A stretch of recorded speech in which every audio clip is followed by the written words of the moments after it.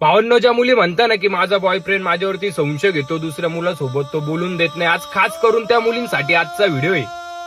गेल्या 8 दिवसापूर्वी नागपूर मधल्या जरीपटका गावात एका मुलीवरती रेप झाला. 4 जणांनी केला. तिचा बॉयफ्रेंड तिच्या सोबत जेव्हा तिला त्याच्यावरती विश्वास बसला तेव्हा तो त्याच्या मित्राच्या रूम मध्ये तिला घेऊन गेला, तिच्यावरती जबरदस्तीने बलात्कार केला. त्याच्यानंतर तो गुजरातला गेल्यानंतर त्याचा एक मित्र त्या मुलीला ब्लॅकमेल करत होता. त्या मुलीला ब्लॅकमेल केलं, त्या मुलांनी पण तिच्यावरती बलात्कार केला, दुसऱ्या त्याच्या मित्रांनी पण तिच्यावर बलात्कार केला. असं करत करत 4 जणांनी तिच्यावरती बलात्कार केला.